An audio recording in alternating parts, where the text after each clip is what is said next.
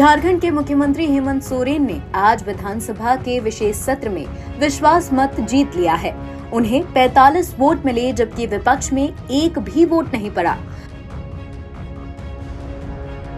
सोरेन ने विश्वास मत प्रस्ताव पर चर्चा के दौरान बीजेपी पर जमकर हमला बोला। उन्होंने बीजेपी पर केंद्रीय एजेंसियों के दुरुपयोग का आरोप लगाया।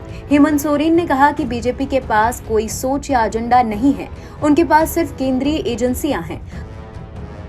सोरेन ने बीजेपी पर विधायकों की खरीद फरोख्त का भी आरोप लगाया। उन्होंने कहा, बीजेपी लोकसभा चुनाव हार के बाद अब राज्य के चुनाव में भी हार का सामना करेगी। सोरेन के भाषण के दौरान बीजेपी विधायकों ने जमकर हंगामा भी किया। बीजेपी ने सोरेन के आरोपों को निराधार बताया। हेमंत सोरेन ने कहा कि ना किसी के पास कोई सोच है, ना एजेंडा। उनके पास केवल केंद्रीय एजेंसियां हैं। जितने विधायक हैं, उनके आधे भी आ जाएं तो आपस में बात बड़ी होगी।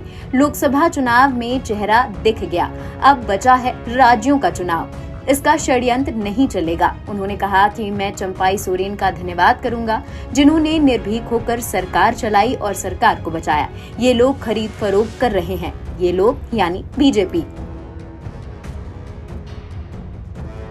बता दें, हेमंत सोरेन सोमवार को झारखंड के 13वें मुख्यमंत्री के रूप में शपथ लेने के बाद विधानसभा में विश्वास मत का उन्होंने सामना किया। इससे पहले रविवार शाम को सत्ताधारी गठबंधन और विपक्षी दलों के विधायकों की बैठक हुई, जिसमें विश्वास मत हासिल करने की रणनीति पर चर्चा हुई। जेजेएम, कांग्रेस और रजत सोरेन सरकार को अपना समर्थन दे चुकी है। कांग्रेस विधायक प्रदीप यादव ने बताया कि बैठक में शक्ति परीक्षण के अलावा मंत्रिमंडल विस्तार पर भी चर्चा थी। संभावना है कि हेमंत सोरेन कैबिनेट का विस्तार आज ही करेंगे। हालांकि कौन सा मंत्री बनेगा, इसको लेकर अभी संशय बरकरार है। सियासी गलियारों में कई नामों की अब चर्चा हो रही है। एनबीटी ऑनलाइन की रिपोर्ट। अध्यक्ष महोदय, ये फिर से अपने आचरणों के अनुरूप व्यवहार में आ गए हैं। खैर, उससे कोई चिंता नहीं है।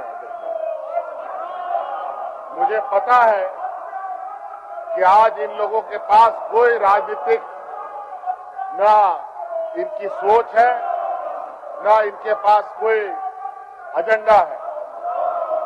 आज धन बल संवैधानिक संस्थाओं के बदौलत आज अपनी राजनीतिक रोटी चमकाने का प्रयास कर रहे हैं अध्यक्ष महोदय।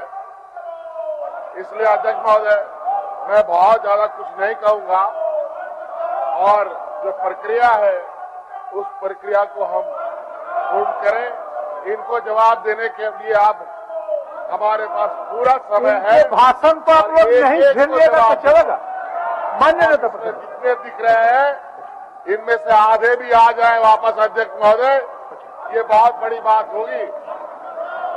पूरे देश में लोकसभा के चुनाव में तो इनको चेहरा दिखाई दिया है।